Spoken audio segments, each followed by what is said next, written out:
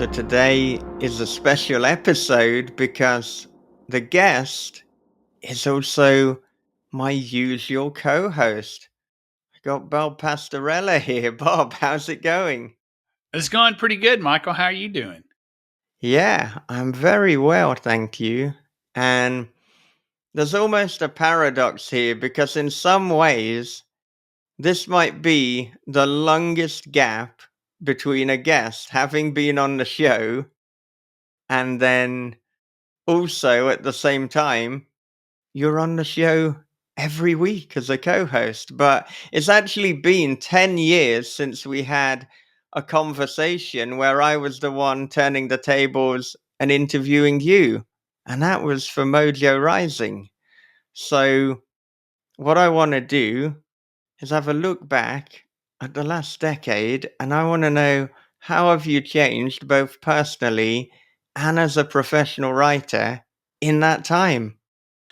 Wow, that's 10 years. That's a long time. And I never really even thought about it as being 10 years. It just seems like yesterday that Mojo Rising came out. And as of right now, it's actually out of print. Which that happens. It's not like you know, um, a bad thing or anything like that. It's just it's part of the business. It'll come back in some way, shape, or form. Possibly in a novella collection or something like that, since it is a novella. But and then of course the other hand, it's like, damn, it took you 10 years to write another story. No, I've written a lot of things in the last 10 years, but I've only had just a handful of things published. I did have my story in Lost Films, and it got a DeVito on 8-track. I had a story in a very short-lived anthology because the editor turned out to be a just a flaming pile. Little short story called Chitterings that I really really like. That will probably see the light of day one day. I have completed a novella, The Killjoys Were Here, which I had on my Patreon, and maybe we can talk about Patreon later. But it's no longer there, and I can explain why. But I'm hoping to get that edited up and cleaned up and submitted when I start seeing some novella open calls. And then I have my novel, which will be coming out, my debut solo novel coming out um, in about a week from now. I don't know when this is going to air. So September 30th, The Small Hours. And of course, I just cannot forget the novel that me and Michael wrote called They're Watching. That's only been out for a few years. And it's still people are still wanting it and still reading it. And it's just a creepy little giallo voyeuristic novel, and it's a lot of fun. So that's and then I do this podcast called This Is Horror. Maybe you've heard of it. So there you go. Oh, yeah. And I mean, with you having so many things that you could potentially release, I wonder, what was it about the small hours that made you decide, okay, this is the next story? This is the one that I want to put out? Well, it was I had the idea while I was working on something else. And that's something that we can maybe kind of dive into. But I find that if I start working on something else, sometimes I get ideas and they latch on and they won't let go. And I don't. I'm compelled to kind of see where they'll go. And so, and these are basically projects that come to me fully formed, that I have to write very, very little notes on it. And I'll be honest with you, I would be surprised if I have any notes at all about the small hours. I think that I absolutely have no notes at all about this this thing that I've written in a notebook or anything like that. The idea came to me. I was reading a review of a movie that I was really excited about called The Last Voyage of the Demeter. And if you're familiar with Dracula, you know that Dracula crossed from Romania to England in a ship called the Demeter, and he killed everyone on the ship. And it is the scariest part of Dracula. It's the captain's log, is the chapter, and you are taken through this voyage on the ship. And I thought, what if they caught him instead of Dracula killing everyone on the ship and draining them of their blood? What if after like the first couple of victims, they realized what they had and trapped him and caught him? What would they do? And the ship was controlled by Russians. They were the ones who were bringing him over. They were the crew. And what if you set that now? And what if it was the Russians, and specifically the Russian mob, who found out that they had a vampire, a very arrogant vampire on their ship, and they brought him to Texas to hide him and to use him to get rid of their enemies as a singular weapon of destruction. And I could not let that idea go. And I was talking to Max Booth. We were going back and forth in a chat about something else. And they asked me what I'd been working on. And I told them, I said, hey, I'm doing this, and I've got this going on, and I've got this going on. And they were like, hey, that all sounds cool. And then I'm like, hey, let me drop this idea on you. And so, and when you're talking to friends and things, you especially if they write, you might spring an idea on them. And they were like, you have to write that. And I felt at that time that, one, it'd be perfect for Ghoulish. And two, I also knew that if anybody was going to reject it, it was going to be Max. And so I wrote this story with no notes. I just powered through, and I concocted this story and sent it over to Ghoulish. And I waited, they had an open call. I waited, and it got rejected. So, and they told me why. And they were like, if you're willing to expand this, we'd like to look at it again. And I had to figure out how to expand it. Initially, it's like when you write a novella, and that's originally what it was a novella, and you're kind of set in how you've done the story, and you get a rejection, and it's like, and they suggest something that's almost out of left field that would require like work. You're kind of like, well, fuck this, I'll just send it somewhere else. But then I started thinking, what can I do to expand a story and to make it a fuller, richer, more powerful story? And I took their concepts to heart. They gave me a lot of room, a ton of room to work with. And I did it the way that I thought it should work. And sent it back. And I sent it back and waited and waited and waited. It was a long wait. And they were extremely busy going through a lot of things, doing the festival and all of that. And so, and finally, it was not this past Ghoulish Fest, but the Ghoulish Fest before that. On the way there, I got an email saying, hey, let's put this book out. And that was a really, really nice email to get on my way to Ghoulish. And so I'm I'm really happy that they took a chance on it, and I'm excited to put it out into the world. And it's gotten some early good reviews. So I'm waiting on the bad reviews so I can mine those and use them for publication for what's it called? What word am I thinking of? Promotional.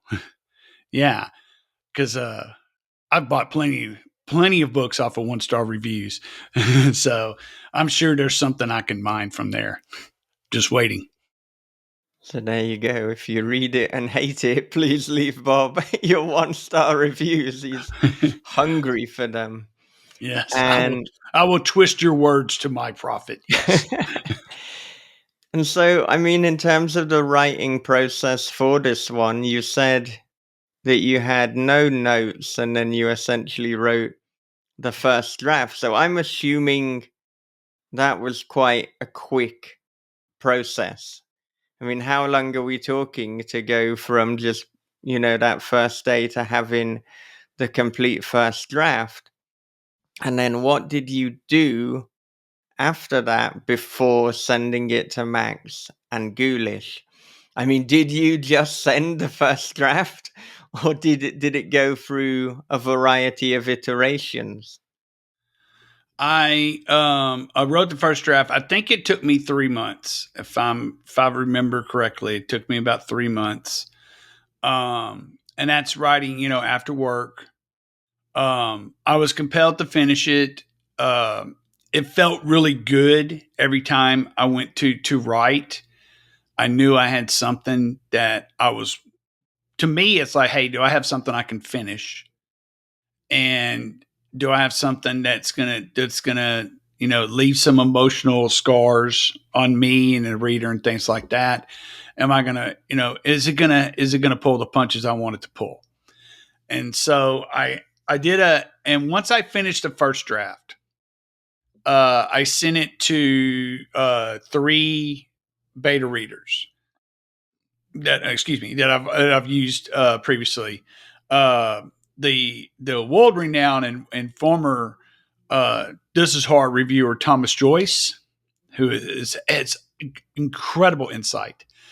Uh, Mackenzie Kira, who is just fabulous writer, fabulous editor, and a writer who I really admire, who's really kind of doing some things and knocking out of the park is Brendan LaFaro. And so, and they, all 3 of them, uh, loved it. They loved it. The thing that amazed me was there are subtle, like, not really a spoiler thing. There are subtle allusions to Dracula within the book. Brennan was the only reader to figure them out like quickly. Thomas and Mackenzie, I had to tell them that, and to me, there's like one part of the book where it's real quick, but if you put it together, you'll be like, oh, well, I know what this is. It is basically, it's a sly Southeast Texas retelling of Dracula, except for the what if is Dracula he's not the main star. No, he's been stripped of all of that aristocratic uh, persona and just stripped down to and turned into a monster. Um, that's just another pathetic living dead vampire. And so he doesn't have center stage. And I think that was important when I was envisioning this, is like, if they capture him and they, basically strip him of everything that made him Dracula, then he could not be the star of the story. That he would be almost to like pushed down to like a henchman status. because I wanted other people to be the stars. And so I got really creative with the names, and Brennan figured it out. He figured it out because of Willie's name, which is Wilhelmina, and he figured it out. And it was that, and the unique spelling I had for Lucindy's last name, and he sent me an email saying, "Hey, this is Dracula, isn't it?" And I'm like, I go, "No, it's not. It's not Dracula. Dracula's Dracula, but this is a what if." And he's like, "Okay, okay, got it, yeah." So Yeah, and the interesting thing is, I mean, despite it being in many ways a retelling of Dracula, this isn't your Bram Stoker vampire novel. This is much more a larger than life action vampire novel. And I think I really distilled my thoughts on it with the blurb that I gave you, which I'm just going to read as a kind of starting off point. So I said, the small hours is what would happen if bad taste era Peter Jackson had written a wild, over the top vampire romp and brought in Adrian Lynn to sex things up. And I think that is what you're getting. And I mean, did you know early on that this was going to be this larger than life vampire romp, or was that something that more came in after you'd got that rejection and then you'd expanded it?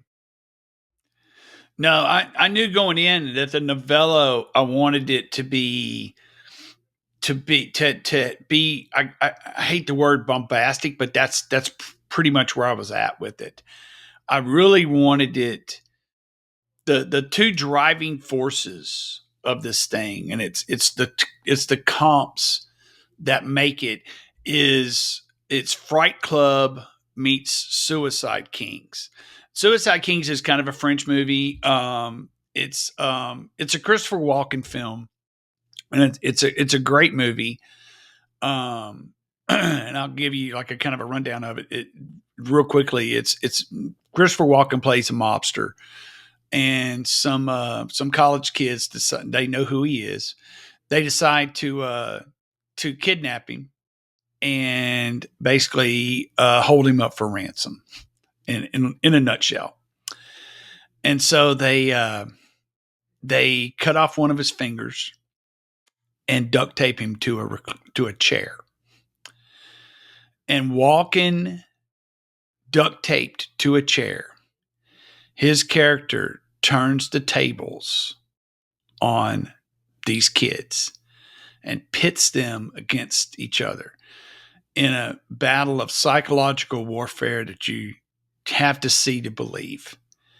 And it's just masterful acting. It's just Ty walking to a chair. He don't have to do shit. And it's just fabulous. And of course, Fright Night's just a fucking classic.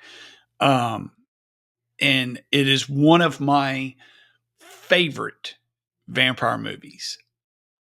And it was to me, vampires are probably my favorite of the monsters, because there's so much you can do with them.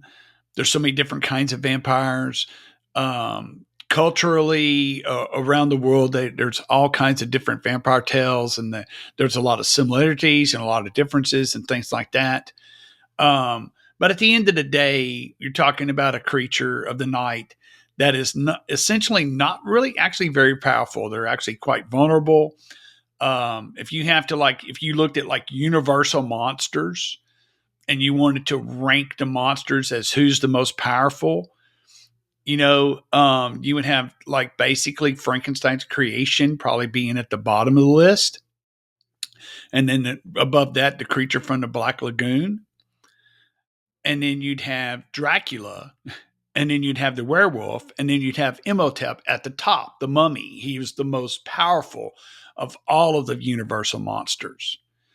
And then off to the side, you'd have, what's his name from The Invisible Man, but he was just crazy. So, but that was, that's to me the hierarchy. And so Dracula's kind of right there in the middle, you know. Like I'm undead, I can do a lot of things, but at the end of the day, he's just a horny vampire who just wants blood, you know. And that was the driving force. It's like these vampires are they're fucking horny. They and so is it's there's a I feel like there's a lot of sexual tension in the book. But I didn't want it to be like an erotic horror. Uh, I wanted it to be funny, and so but I didn't want the humor to be like slapstick or anything like that. I wanted it to be situational, to be very dark. Uh, but I knew going in as a novella that it was going to be funny. Actually, the part that when I added to turn the parts I added to turn it into a novel were not to make it funny, but to make it more small town horror and to have a more of an emotional impact. And so the original version of the story, there's some side plot that deals with some missing children. And in a novella, I don't glom over it. I kind of sealed it up, but it wasn't part of the story as much as it is in the novel version. So, and like when I wrote the script, I have a script for the Small Hours. I kicked that side plot because even though this is a novel, it's a very short novel. Movie wise, the script I think runs 87 to 88 pages, so that's 88 minutes, which is a perfect length for a Netflix horror film.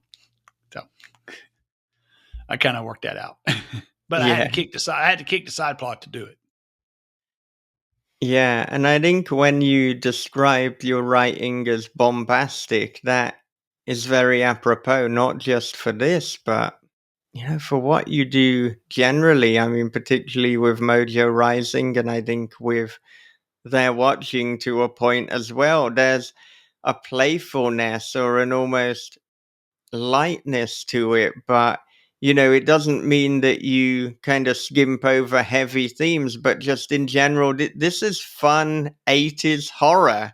This is over the top horror. And it might be in my mind because of recently speaking to Josh Malaman about watching Evil Dead, but this is almost to Dracula what Evil Dead 2 is to Evil Dead.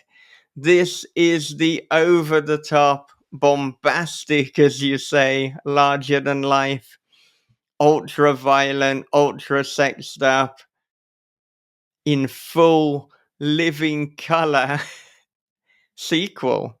The retelling, the tribute, even. Well, and I really do appreciate that. Of course, my inspiration is Fright Night, which is it's Fright Night is Dracula meets Rear Window, and um, it was I didn't want to call They're Watching Fright Night meets Rear Window because it's like I'm using the comp within the comp. Uh, but they're You but mean the small hours? Yeah, the Small Hours. What did I You say? you said they're watching, Oh which yeah. which would be very strange Oh, comps I for their know. watching. There's a vampire and they're watching. Yeah. No, the Small Hours. I didn't want to comp it as Fright Night, meets Rear Window.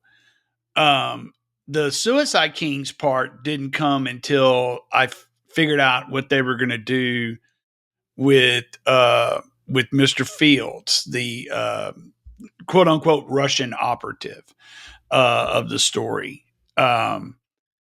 He Because I pantsed the whole thing, so I did not know before I wrote the scene what they were going to do. I just knew that I had to get them back into the house. That was the only thing.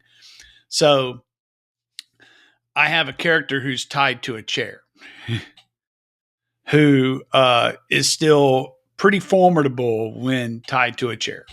Let's just say that. So, and that was, and once I saw that, I was like, oh man, that's Suicide Kings right there. I'm just being influenced by that, you know? Yeah, and I think, you know, one thing that you mentioned, but we actually didn't get into specifics, is that it was initially rejected by Ghoulish, but then they asked you to expand it, and you said that they made a left field suggestion. What was the suggestion, or what were the specific notes in the rejection and the things that they wanted you to do? They didn't feel that it was small town horror, and had its setting is small town horror. So I mean, if you deliver a project that you're not even calling it small town horror, but it's set in small town horror and it doesn't feel small town horror, you've got a little bit more work to do. So that's just calling it what it is. They wanted to see more about the kids, about the missing children. They wanted some type of closure on that. They wanted more closure than what I provided. They wanted them to be more into the story.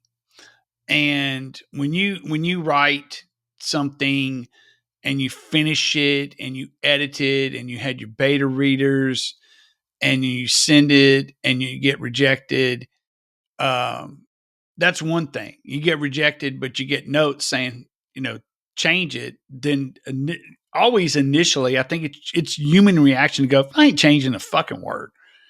You know, that was my initial reaction was, nah, not. I'll just submit it somewhere else. No hard feelings, none of that. I started thinking about it, and I have nothing else to lose. I might as well try. I have a publisher who's willing to look at something again. And here's the thing: I've been rejected by Max more than I've been published by Max. So there are several stories that Max has flat out rejected. So it's like, golly, everything Bob does is through Ghoulish or Perpetual. No, but everything that I've sent, more than half of it's been rejected.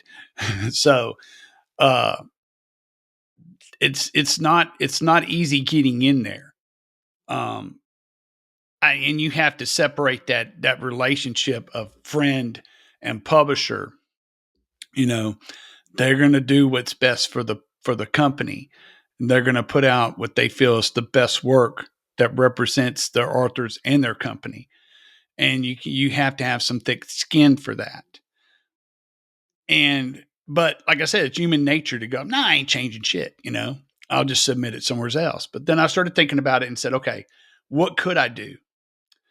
And I worked it up and sent it back. And I felt like they would reject it again, going, no, you completely went into the wrong direction. and so, no, now I don't want to look at it at all.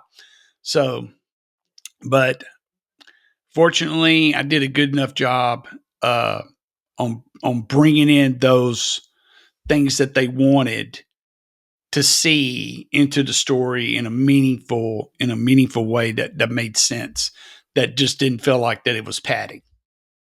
And so then when you resubmitted it and then it was accepted, what further changes and what back and forth was there compared to what you submitted and then what we see today? This was the first novel that uh, Mindy edited with Ghoulish. They have a assistant editor who has edited Ghoulish Digest, the latest edition of that just came out, and then this was the first novel, and Max themselves supervised, so they saw everything that Mindy was doing, because there was Mindy's comments and Max's comments. I felt that it was really good to have a woman uh, on board to edit this, so it didn't sound some of the stuff, especially some of the sexual stuff, didn't sound misogynistic or anything like that. They called me to task on a couple of things that I had to fix, but for the most part, it wasn't like, "Hey, this is sexist" or anything like that. It was just, I don't think this character would react this way. There was some incredible insight into that I really really appreciate, and that was there was basically I got edits. I worked through those edits, and then there was very very little back and forth on that. So it was it was pretty much as clean as you could get it, but there was edits on every page. So I mean, it's like it was thorough. But it wasn't just topographical stuff. It was actual story and plotting and things like that. So I'm really happy that the story came out the way it did. That I didn't really have to worry about the structure. It laid itself out in a way that I liked. It's just the complications seemed natural. The conflict was natural. Nothing feels forced in it. And the way that this one ends, and I'm going to have to be very non specific and vague, but I would say that it is open for a possible sequel or another book within this world and with some of these characters. Not going to say which ones because no spoilers here. Are you interested in writing a sequel or another book within the Small Hours world? That was something that I left myself in case I wanted to make it a little easier. I do like um I do like the voice. I will say that if I did something with those remaining characters, that I would probably feel a little bit more comfortable switching POVs a little bit, kind of bouncing back and forth. I think that no spoilers, but one of the characters is mixed race, and I didn't want to write from their POV, and because I always feel like that if I'm doing that, then I'm kind of like there's some things in that world I don't know, and so instead of screwing up, instead of pulling a Colson Whitehead and fucking it up, I just avoid it, which is probably dumb on my part, but I think that I stick to what I know, and but I would feel comfortable coming back to those characters and bouncing POVs this time or next time. So yeah, there could be a sequel. I have no ideas, for one. Uh, I would probably do something very similar. And so it'd have to be something that's definitely in public domain, uh, with something else. So we would just have to see. And just for absolute clarification, so that listeners and viewers don't think you're saying Colson Whitehead fucks up a lot of his writing, his piece of writing advice that you're referring to is you can write about anything, just don't fuck it up. So I just wanted to go back to that because you said, I don't want to pull a Colson Whitehead and fuck it up. That Colson is not what Whitehead I is meant. not, yeah, That is yeah. not what I meant. But I meant And people who listen should know what I meant because I quote Right, that a but lot. Yeah, any and a new episode can listener be like, "Well, what did Colson Whitehead do?" any That's episode can be the first episode, and somebody might just be tuning in. They're not a regular listener of This Is Horror, they just wanna know about your new book, and it's like, "Whoa, Bob Pastorella fucking hates Colson Whitehead, or he's No. trying to start some beef here." No, I love his writing. It's great. Yeah, yeah. And that's a That's great piece of advice. it is, and I didn't want that to be misconstrued. But, talking about writing and different pieces of advice. So you said much earlier on that quite often when you're working on a project, another idea will present itself to you. It will latch on fully formed and it doesn't want to let go. And so that's kind of what happened with the small hours. You were working on something, the small hours showed up, you had to put that project to the side. But I mean, how often does this happen? And what are the factors as to whether you put the work in progress to one side or you park the new idea and finish the project? Because I mean, this happens to so many writers. It is almost an endless dichotomy. And I think we owe it to ourselves to finish story ideas. And this is certainly something, again, that came up in the new Josh Malaman book. It's something that Chuck Wendig has been saying for years. So, where possible, I'll try to just write a few notes on the new idea, then finish the existing one as quickly as possible. But what is the balance like there? What are the factors that determine whether you put an existing work aside or whether you park the new idea? So for the small hours, specifically, I was working on a novella called Crazy Tusk, and Crazy Tusk is another vampire story. Um, and I was working on a scene that needed to be at the beginning of the story and was going to structurally change how the beginning was. And I, I felt like that was a lot of work. And I had been toying around, and you got to keep in mind, this is around the same time that I'd heard some news about this movie coming out, The Voyage of the Demeter. Um, and I started thinking about that. And I bought a graphic novel about the Demeter. And it's really good. And so basically someone did like a graphic novel of the chapter in Dracula. And I really enjoyed reading that. And it just got me thinking. And then one day I'm like, what if they caught him? What if they caught him?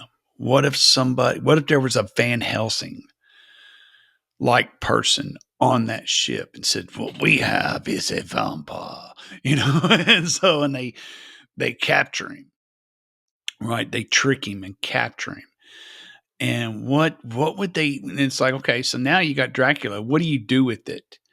What do you do with a vampire? Well, you tame it, you control it. You can't really tame the beast, but you control it enough. You figure out how to kill it, and if you figure out how to kill it, then you know how to bring it back because it's undead. And so that's a big part of the small hours. So that kind of thing, it wouldn't let go. I could not stop thinking about it. And I think I was reading about some true crime stuff or seen some true crime stuff about, and this something about a kid who saw something in someone's house and was trying to figure out a way to get in the house just to take a picture of what they believe could have been a crucial piece of evidence in a murder case. And I'm like, that's an interesting premise. And that actually became the starting point, you know, And when I realized that I could kind of play around with the Dracula mythos in such a way that one, the story could stand on its own, and two, if you're really, really into it, you can see the connections. But it's not necessary to read it, to understand it, to enjoy it. It's not. It can stand on its own.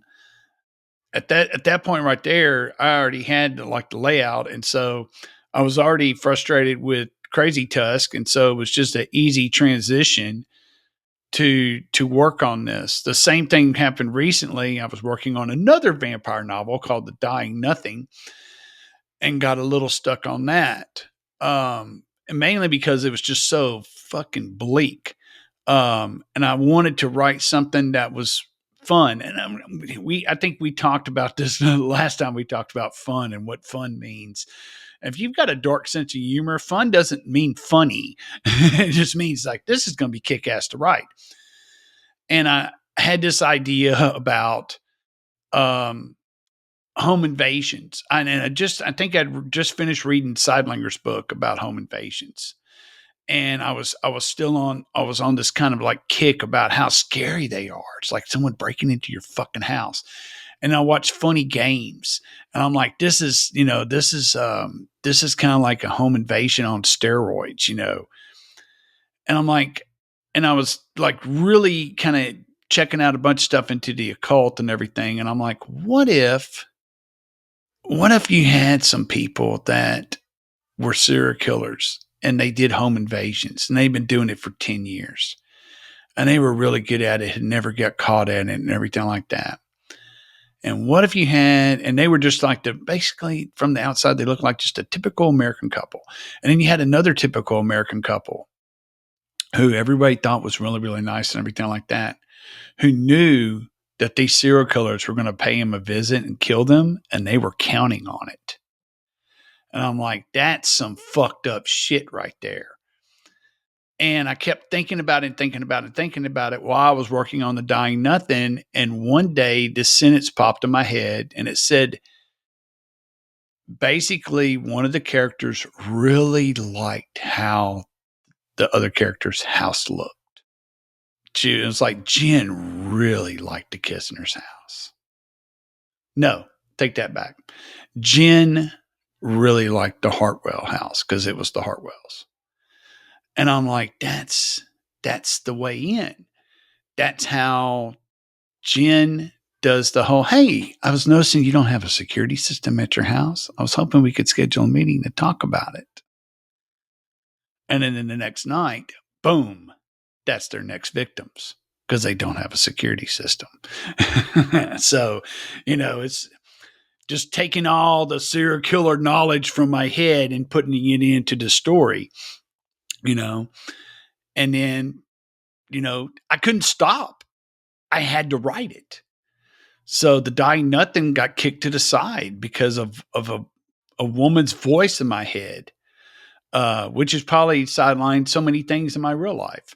So, but for better usually, So um, why not?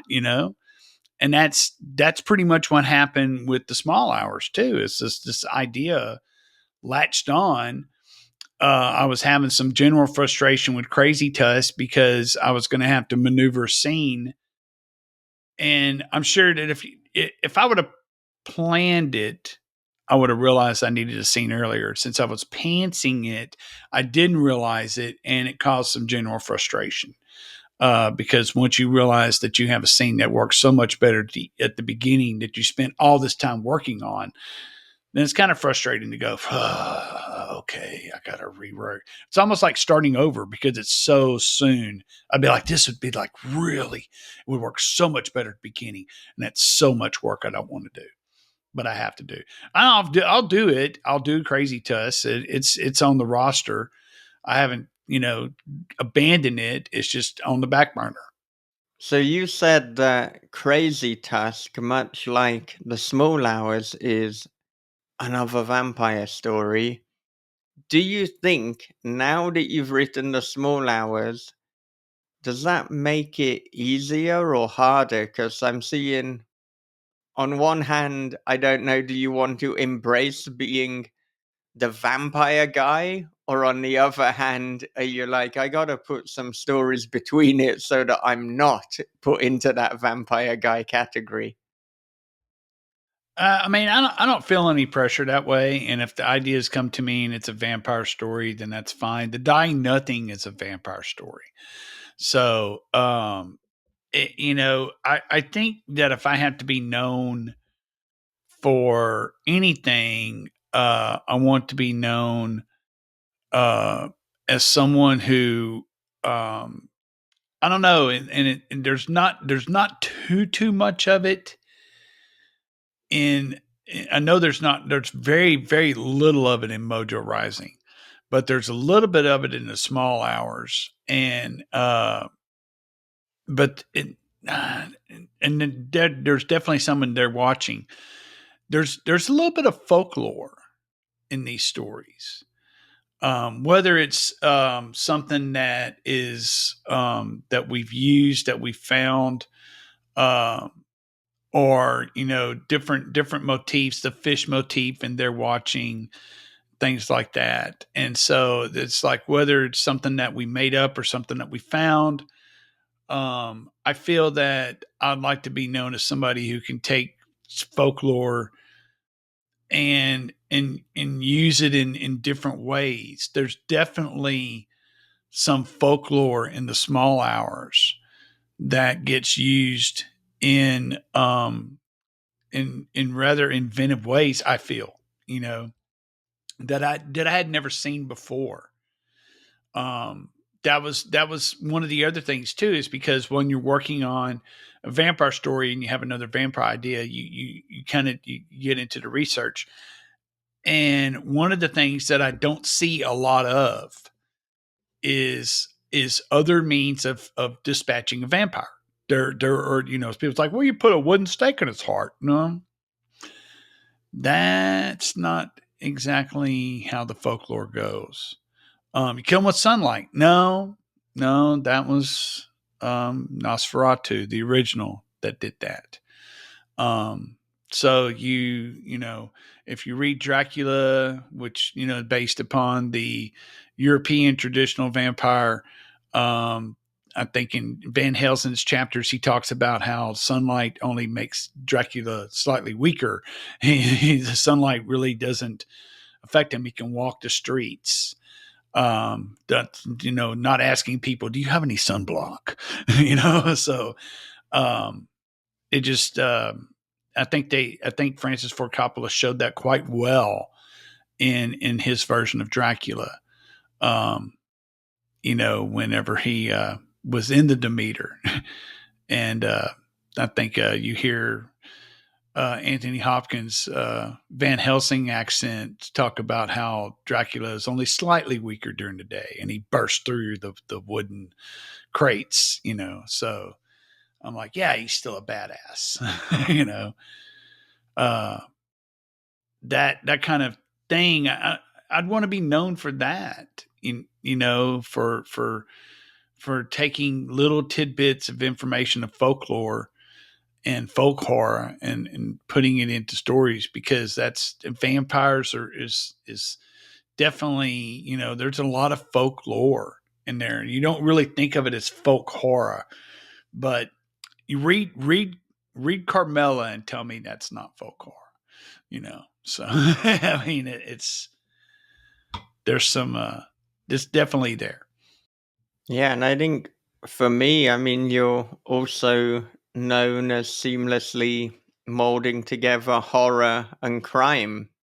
There's an argument Mojo Rising is more the crime book and The Small Hours is more the horror book, but they're two sides of the same thing. And I think before, you spoke about weird Western as well. And I mean, it's all kind of weird fiction, but again, I keep coming back to through a playful or through a bombastic lens. That is your delivery, that is your mode. And hearing about the plot of things like The Killjoys Were Here, that's exactly what you're doing. It's this fun horror.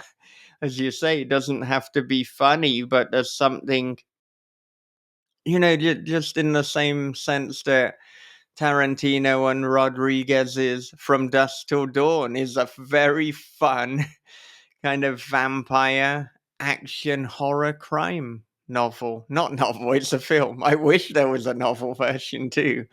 But my goodness, that seems to be the kind of box that you're playing in. And you've mentioned Crazy Tusk, The Dying Nothing, The Killjoys Were Here. I know previously you've mentioned The Campbell Files. What is it that you're currently working on now? And with so many ideas, how on earth do you decide which one takes center stage? So what I'm working on right now is one that I finally landed a title for, that I really like, and it's called "What the Wicked Dread," and so which is from the Bible. It's from Proverbs, and uh, it's a post-apocalyptic story of it's a road story. America has just had a terrible civil war, uh, and Christian nationalist militia have taken over most of the southern parts of the United States, and magic has become real, and there are people who can naturally do magic. There's also um, magic that when they had the internet, that people were starting to learn how to cast spells and things like that.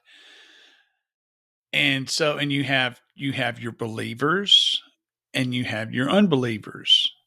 And then you have Christian nationalist militia who round up supposed mages and string them up and down the electrical utility poles down the highways. And so, but this particular story deals with a driver who is tasked with taking a mage into enemy territory. And this particular mage is a necromancer. He can speak to the dead.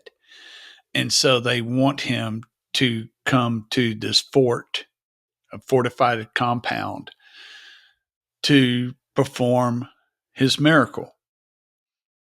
And they believe that they can use this person to do other miracles. And they do not realize that the person that they're asking for is basically a fucking god.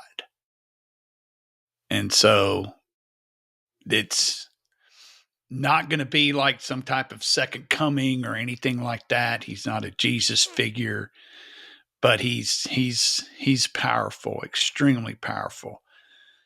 And there's going to be some humor in it, but it's a pretty bleak story. The driver is an older, grizzled professional who doesn't believe in magic. He's just like, I'm doing this because they said they were going to give me a lot of money, and you have to do a lot of money because money is almost worthless. And so he's going to get money and gold and things like that. And that's what I'm working on now. I have plotted this out. Um, and then I took the plot and I streamlined it even more to where it's just I wanted to take this detailed plan I had and I streamlined it down to where it's just concept ideas to kind of get me along. And so where I'm at right now is like they're making their way across, but of course the mage needs a couple of things. One of which is a hand of glory, which has an interesting story. The person who owned the hand of glory wants the hand of glory back because it's their hand. So it's one of the funny things if you know how a hand of glory works.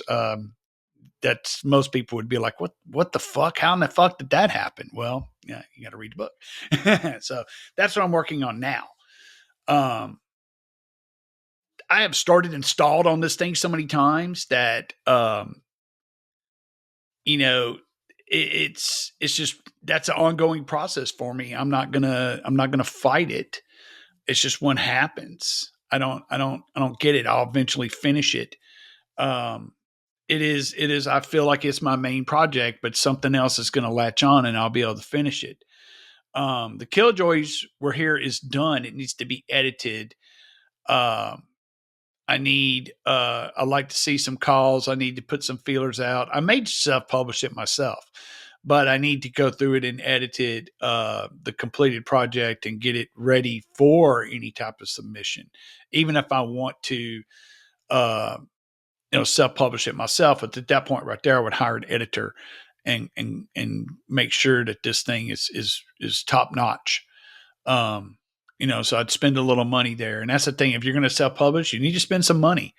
That's just how it goes. If you want the best product out there.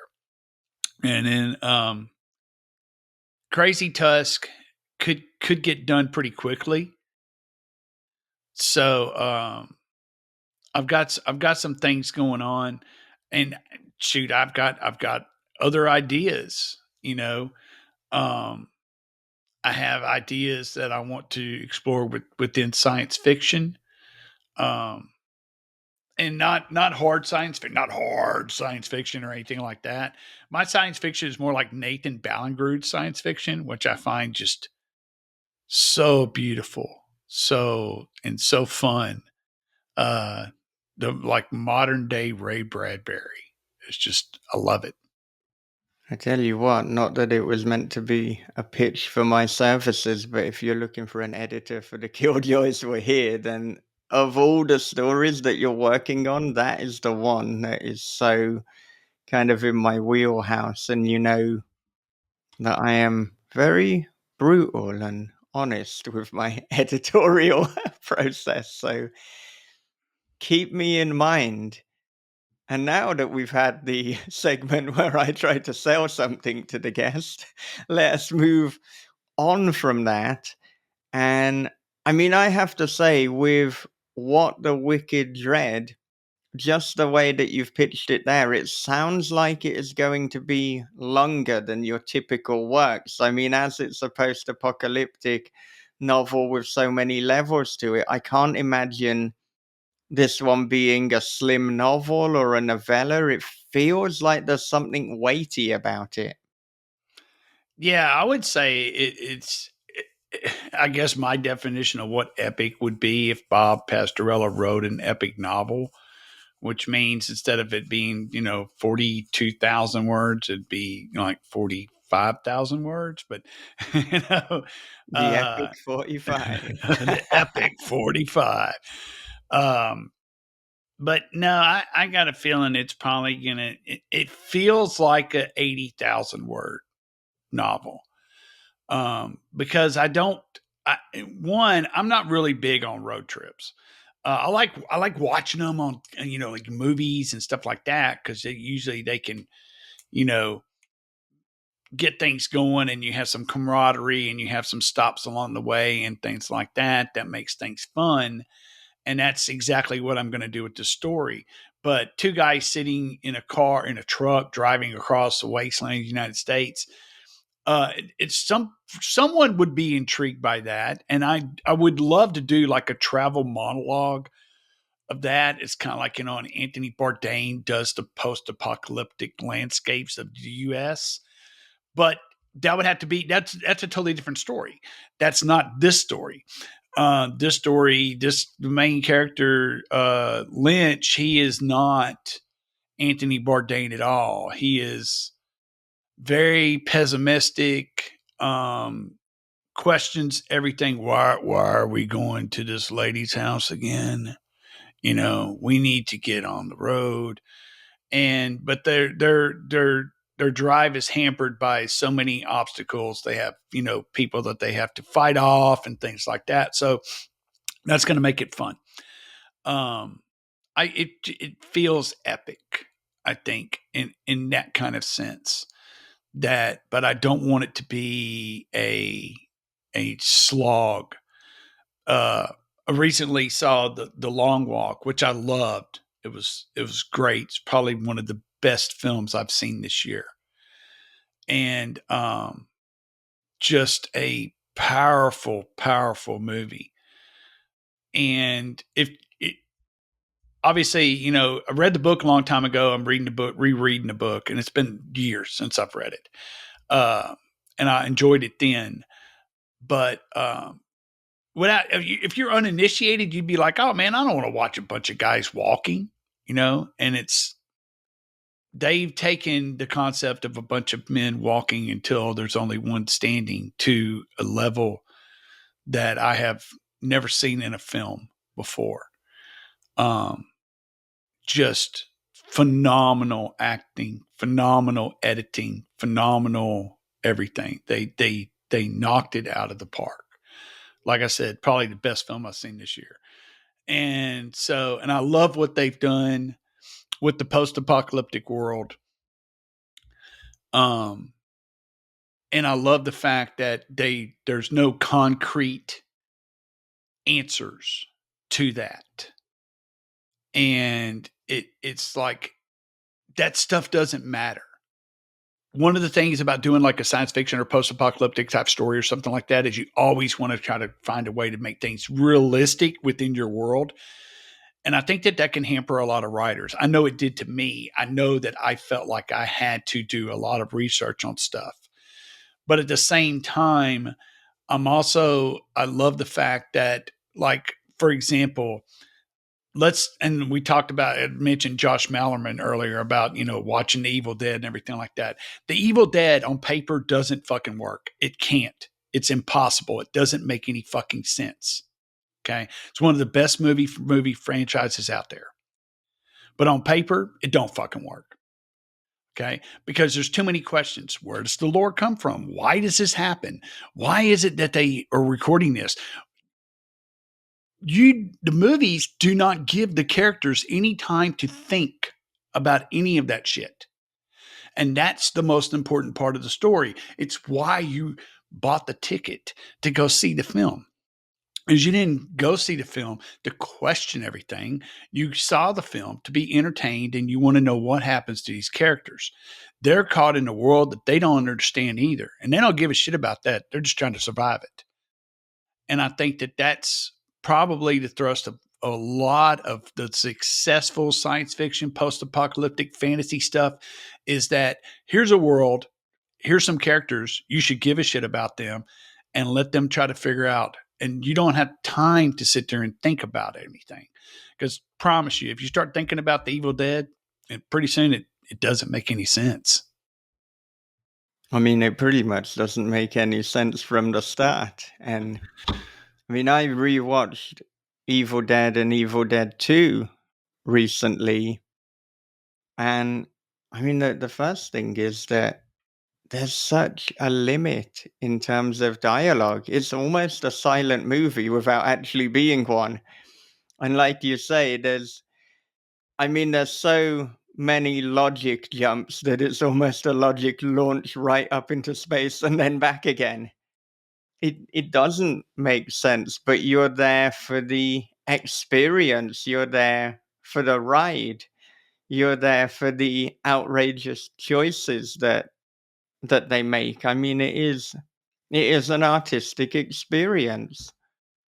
But going back to, you talking about what the wicked dread, and you were talking about, you don't really want to write a road story as such for this one. You don't want a load of scenes of just them driving and on the road trip. And actually, in a recent Patreon podcast, you recommended to me, and you've recommended it before, Refused to Be Done by Matt Bell. And so I started reading that book. It's a book on writing, it's a book on a specific way that one might go about it. And that actually talks about specifically I think it mentions even a road novel. And if you think like, oh, I don't want to write all these driving scenes, just write the pivotal scenes, write the things that you know, write those high points, and that's your first draft. And then once you've got that done, you can decide, okay, do you want to add some of these, I guess, more subdued scenes? Do you want to add more connective tissue? Or do you want to make it almost this raw, collated highlights package? Because, in books and in movies, it's not like an accurate account of life going at that slow pace. It is the highlights, it is the good stuff. And I'm often going back to Elmore Leonard's advice that ties into this, which is skip the boring bits. Don't write the boring bits. So I think maybe if you're writing What the Wicked Dread and you think, oh man, now I've got like 7 hours until they get to this other pivotal moment, and you're not feeling infused about those 7 hours, just jump into the next pivotal moment. You'll probably find what you need to go in between the two chapters in the writing of it. And I have to say, completing my collaborative novel with John Crinan, completing the first draft, has been so liberating and freeing and just a really defining moment, I think, for me as a writer, because as we were writing it, there were bits in the plan where it's like, this doesn't work. This doesn't make logical sense. What are we doing here? And me as the meticulous planner, I want to go, I want to fix it, but we just said, and John encouraged me, let's just write this first draft as planned. That doesn't mean verbatim, but it means just, you're looking at the plan for inspiration, and what comes out of it comes out of it. And there were so many things that we ironically couldn't have planned for. But if we hadn't decided we're going to fearlessly plow on until the end, it would never have happened. And so now I just feel, and I'm really inspired, that if there's a novel that I want to abandon, I will at least see it through to the end of the first draft, because it's only in writing that first draft that I might be able to see what I've really got here. And it almost nearly happened with the one I'm working on at the moment, because I know that in the second half there's a little bit of a logic leap. And I thought, oh, maybe I need to fix it. But I thought, you know what? Actually, not fixing it initially with John Crinan did a world of good. So I'm just going in to that one, and I'll see what happens. And then I think after, I'm going to go to some of the novels that I didn't finish, like Together Forever, which I wrote 60,000 words of. That's one and a half Bob Pastorella books. And I'm just going to finish the first draft. And so, you've said that you've abandoned a number of projects because they weren't working. And it sounds simplistic advice, but it kind of can be as easy as just finish the first draft, even if you're not feeling it. And if there are specific chapters you're not feeling, skip them, but get to the end, because there's something liberating. Like I said before, writing the story has taught me how to write the story. So I would encourage that. And to the most part, I agree with that. But at the same time, I have to at least acknowledge that the small hours would have never happened if I wouldn't have abandoned or set aside a book. And so there's success in that as well. I'm not saying that's my MO. I'm not saying that every time I start something, I come up with a better idea. But I'm not going to feel guilty if I'm working on, What the Wicked Dread and come up with a better idea. I'm not going to feel guilty about it at all. I used to feel guilty about it all the time. I did have some guilt about setting aside Crazy Tusk to work on the Small Hours. And that was, of course, once I got into it, I didn't care anymore. So, um, and it's something that there's two pieces of things that Craig Clevenger has said throughout the years that I really like. He has taped to his keyboard a little note that he wrote himself that is basically, "This is the last novel you will ever write." And that's how you, in other words, it's not the last. It's, you have to act like it's the last. It's, if there's a kitchen sink moment in this story, you better use it, because you may not never have another chance again.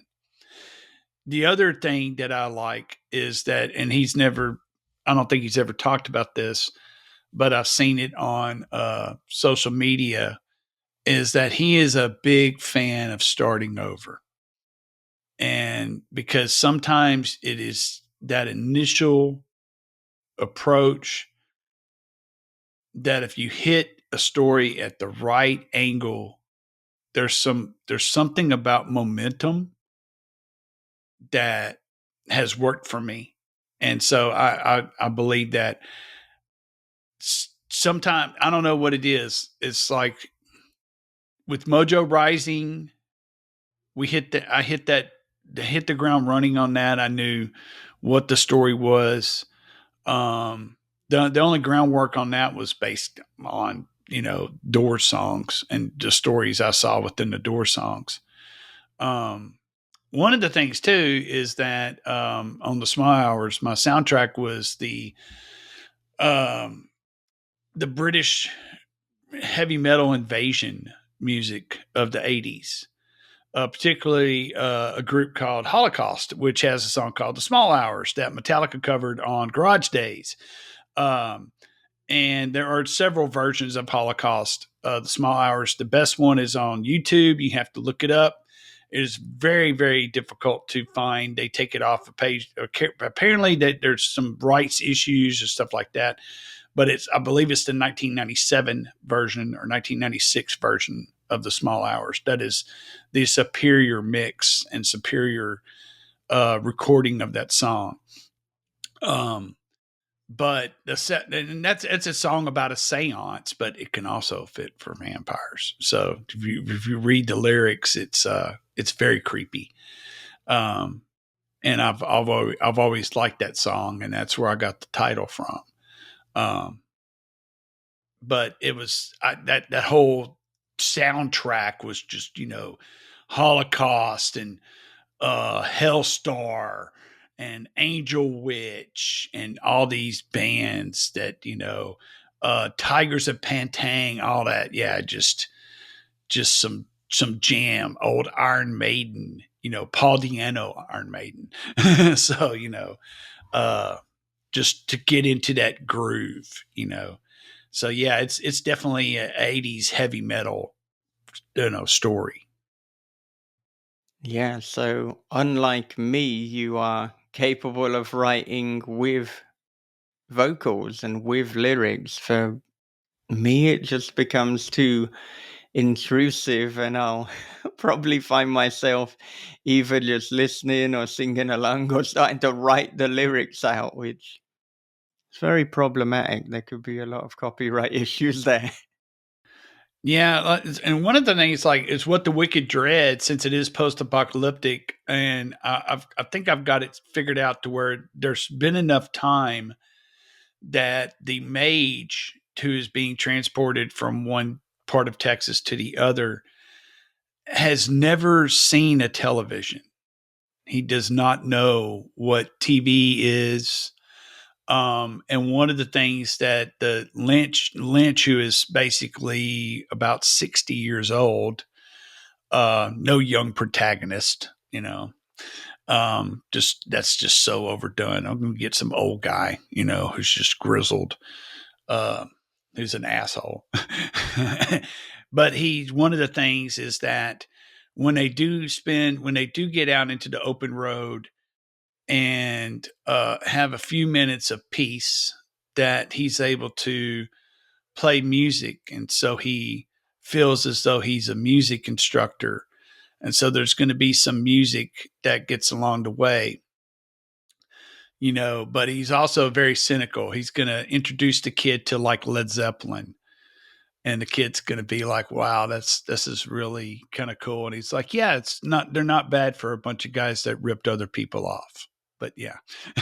So it's going to be shit like that. But I'm not sticking with one genre, because he's going to also introduce the kid. He finds a box set of Miles Davis Bitches Brew, uh, and manages to get one of the CDs into the CD player. The others are they won't play, but he finds one that plays and introduces the kid to Miles Davis. And so there's going to be some cool things there. Um, but the kid doesn't understand any of his references, to movies and things like that, or TV shows. Um, he says, "Oh, this kid's supposed to be the Walter White of mages," and the kid's like, "I don't know Walter. I don't know who that is. Who's Walter White?" You know. So, but we'll see. We'll see if I can continue with the momentum I have going. And can we presume that naming the protagonist Lynch is, in fact, a reference to David Lynch? I mean, how can you not hear the name Lynch and think of one of the great three Davids? Well, yeah, I am infinitely have been influenced by the Davids, Fincher, Cronenberg, and Lynch. Those are that they've massively influenced me. So yeah, I would say that he's not David Lynch. It's just a name. I like the name Lynch too. It just sounds this guy sounds like a Lynch.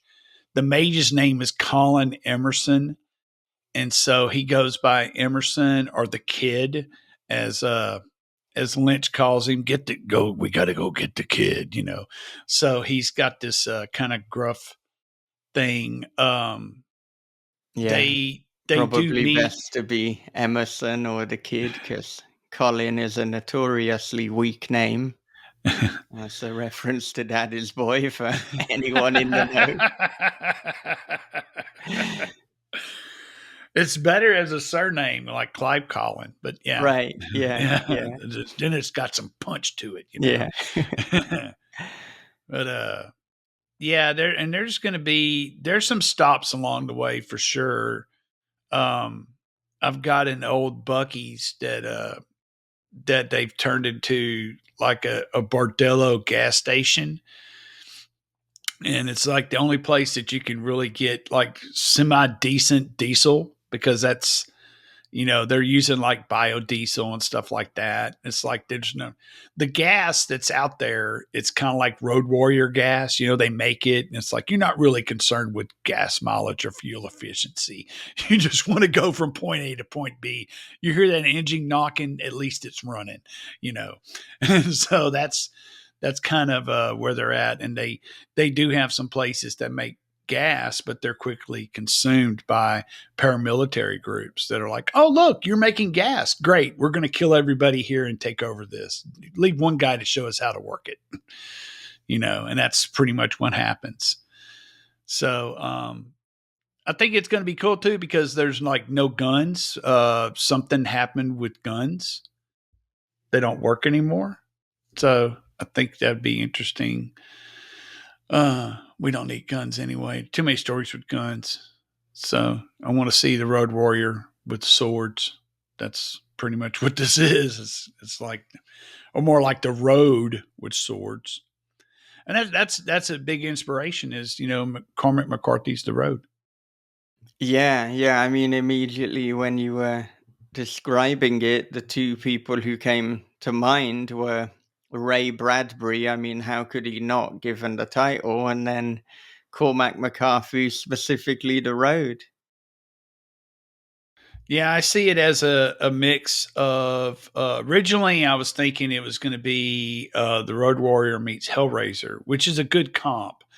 But I'm kind of leaning to something a little bit more brutal, and so maybe a little slower paced, not so actiony, more cerebral. And so I was my comps that came to mind after that was it's like The Road, Cormac McCarthy's The Road meets Our Sheriff Knight, without all the history and the going back and forth and showing different people's lives. Is just going to be focused on that.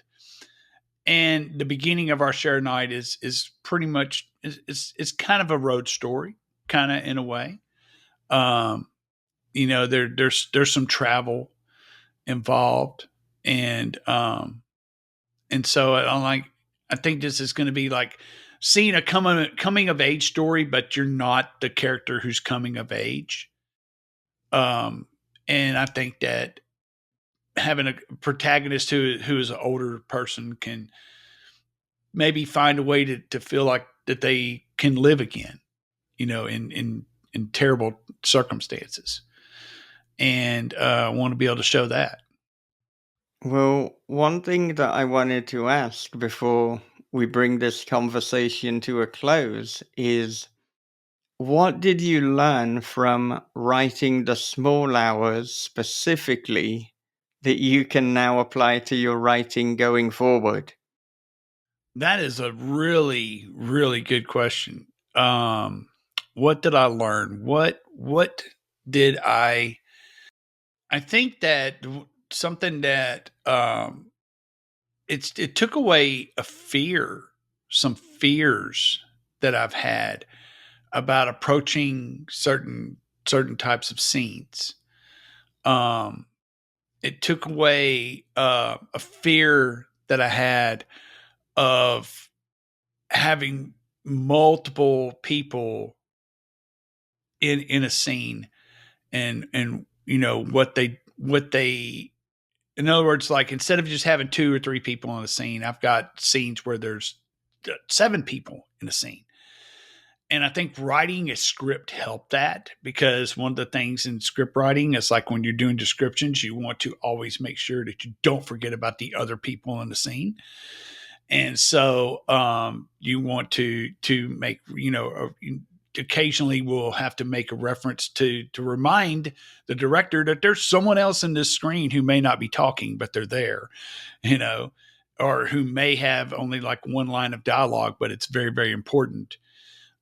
So it's like to get multiple characters involved. And I've always been a fan of these scenes where it's like just 2 people talking, um, maybe 3, but to have, to get everyone involved, I feel like that I did that pretty well. Um, is it's hard to juggle all that. And the thing with dialogue is it's like I always feel like it has to be meaningful. It can't just be words on a page. It has to make sense. It has to be something that people would say. When I read a story and the dialogue is just not stuff that people would say in real life, then that really takes me right out of the story. And so to me, people there are people who just talk to talk, but for the most part in the story, you know, those are people I find that end up getting killed pretty quick. Yeah. So, do you think that kind of going forward that is going to it has that had an immediate effect on what you're writing, I should say? I would think so. I know, like on what I'm working on right now, there's only 2 characters. They do come across some other people. That's like it opens with them watching a group of paramilitary string people up on utility poles, and they're trying to keep their distance, um, so they don't get noticed. And there's going to be, the next stop is so the Emerson can pick up, an object that he needs. So, and then there's going to be things along the way. I've got,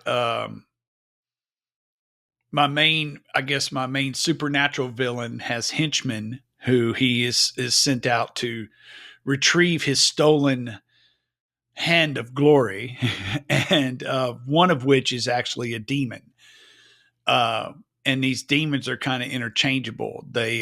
We find out pretty early on that they are legion because they are basically can just hop from body to body to body. And so when one body just loses its efficiency and effectiveness, they just go to someone else. And they're called split tongues because usually the first thing that happens is their tongue split. Um, and so we find out very quickly that one of the henchmen, who's human, who is not a demon, he's on like his fifth split tongue, and he's like, well, these motherfuckers don't work out too well, you know. Um, but he has these terrifying conversations with split tongues because the demons are just they're radical. They're just hell bent on destruction, and he's amazed that he's actually still alive, being in the presence of such a terrible creature. So there's going to be some interesting conversations that come into play that are going to have multiple people, and I feel confident that I'm going to be able to pull it off without just having like a one-on-one type of dialogue. Yeah, and I wonder too if this will translate into screenwriting. I mean, you mentioned writing the screenplay for The Small Hours. I, of course, know that you co-wrote the screenplay for They're Watching, seeing as I was the other co-writer. It would be weird if I didn't know about that. But do you think that you have an appetite now to do more screenwriting? Is that something that you see in your future? I do see it in my future, but I don't see it in my future right now. Um, I want to. I don't know. It's if I get bored writing prose, I'll go back to writing screenplays. I think that I'm having a lot of fun in prose right now, and so I want to explore some avenues there. Um, some of the past couple months, writing has been tough. It's been really tough. I think it's the weight of the world. There's so many factors, work, daily grind, personal matters, um, and I feel like that every time that I sit down at the keyboard, I don't want it to feel like a battle that I'm having to fight just to find some time to write. I want to be able to find joy in it. I want to lose myself. And the last couple of writing sessions, I have lost myself. And I love that's my moment of zen when I'm in the story, I'm in the zone, and I don't care about word count. I don't care about anything. I'm just caring about discovering what these characters are going to bring to the table. And it's been a while since I felt that. And the last time I felt it was really, in a new project was the Killjoys the Killjoys were here. And, and there was another project I tried to get off the ground, which it just needs a lot of work. It's still in an idea stage, and I thought I had a in on it, but I don't. And what I mean by that is like just a starting point with some momentum. Um, and it could. I don't think that this one could be a novel. I think it would be another novella. I like writing novellas. They're easy. And plus they are easily more adaptable into screenplay. So that's something there too. And this is like I'm glad that novellas are actually being published. When I was coming up in the world, when I was a wee lad, novellas you had to be Stephen King or someone of that caliber to put out a novella, and it was usually part of a bigger project. And so now we have publishers, especially small press, who are willing to do novellas. So that's pretty good. I love it. Oh yeah, I mean Tenebris and Ghoulish come to mind, and Cemetery Gates Media, and then, of course, you've got Tor putting out a number of novellas too. And then you see Titan Books, and they've put out a few novellas and then also put out short story collections leading with novellas. So we certainly seem to be and have been having for a number of years a novella moment. And we've often said it's one of the best forms of and for horror fiction. So, yeah, I'm all for it. Well, in terms of kind of wrapping up, I wonder, where can our listeners connect with you, Bob? Well, the best place to find me is on Blue Sky.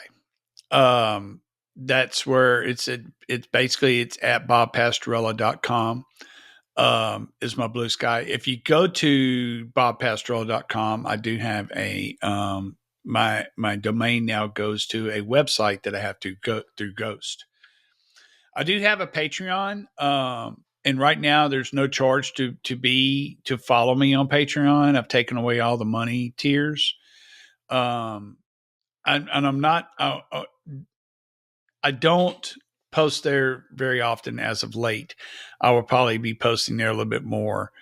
I was doing a somewhat a semi regular little journal called Obscure Journal, just little things, but um, I've had some work issues that have kept me from come home tired and I don't want to do shit. So um and especially getting on any type of social media lately has been like a fucking chore. Um and so and it's like, golly, Bob, I see you on there all the time. It's like, yeah, get on and get off. Um People, quit doom scrolling. You're killing your brain cells. Um and trust me, I know it's hard to do because I'm caught up in it too. And so I'm just really trying to force myself away from there. I am on Threads a little bit. The Threads is weird. It's Threads is weird. You get some weird cold takes and hot takes on Threads that makes me like not want to be on Threads. But let's just say that. So, and I am on Instagram, but I still ain't figured out how to work it. But yeah. I think what you're saying about threads applies to every social media platform.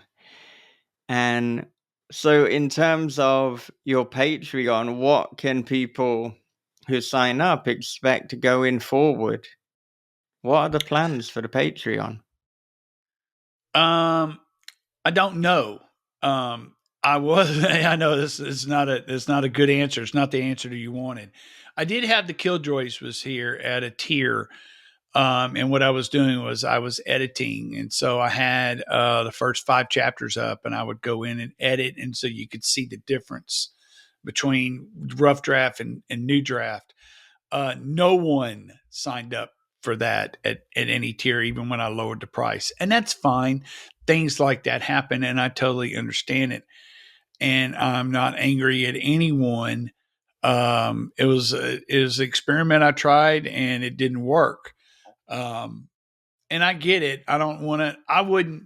At the end of the day, I would not pay $3 a month unless I was really, really interested in the story to get a chapter at a time.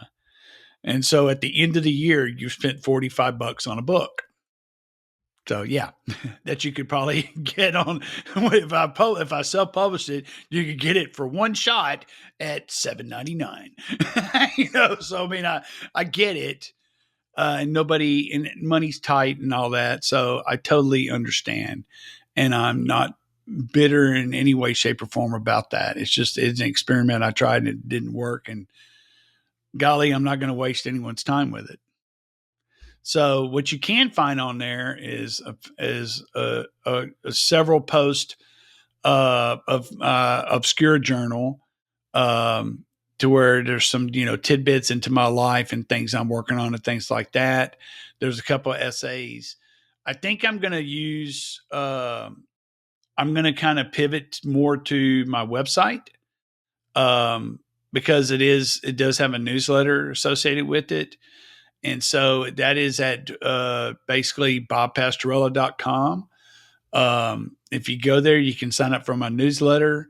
And I will be putting out a newsletter in October. So, and I'm going to try to do one every month, but it will allow me to do post, without being in on a newsletter, like blog posts and stuff like that. So, I'm really, interested in trying to see how using something like that's going to work.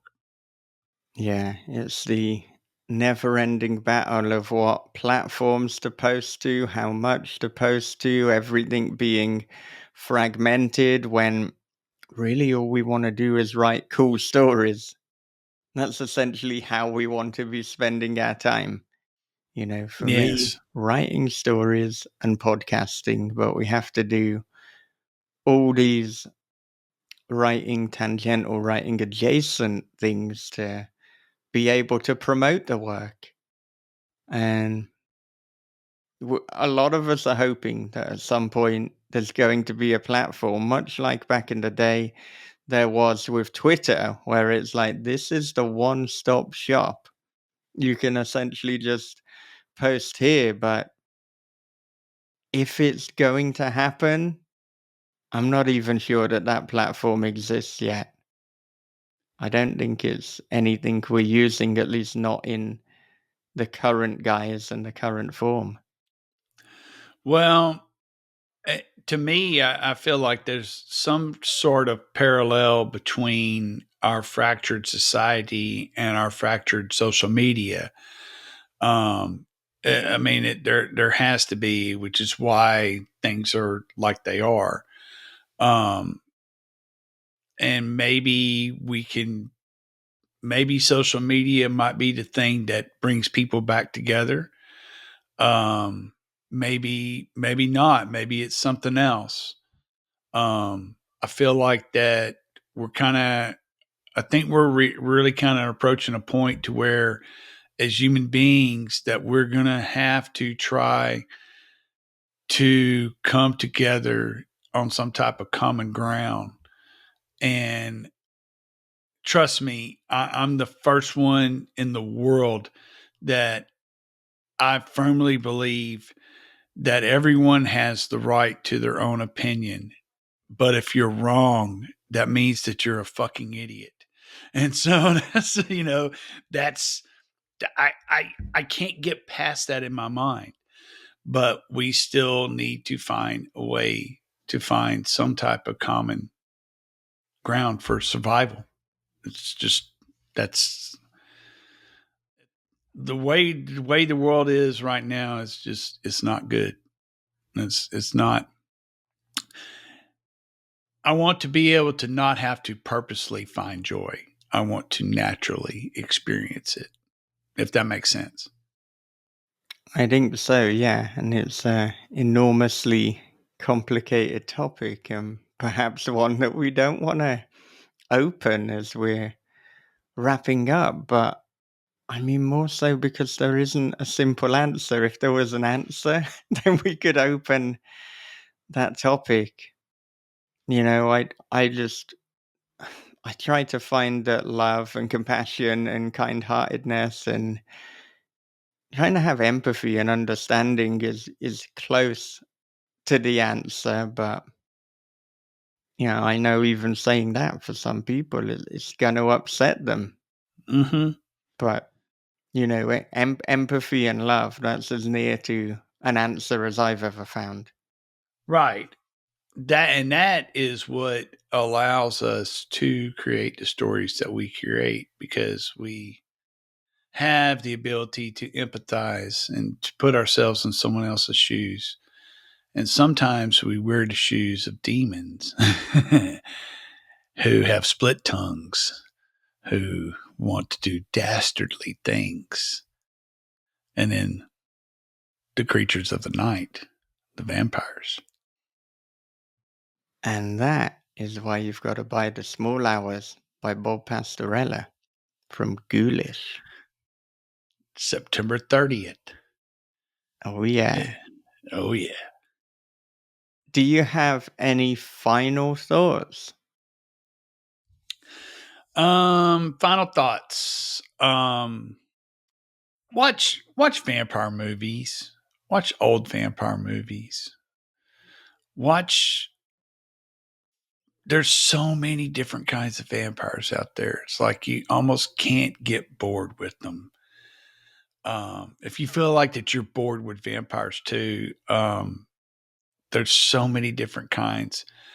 I've started kind of peeking into Keith Rawson's Coffin Moon, which is a vampire book. This is the year of the vampire folks, and I'm pretty excited about it. And so, read. Let's do some vampires. Read The Small Hours. Have fun with it.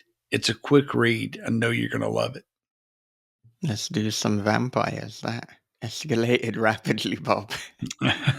Yes. And on that note, thank you very much for joining me. I'll see you next time when you'll be back in the co host seat. Yes. Yes. Looking forward to it.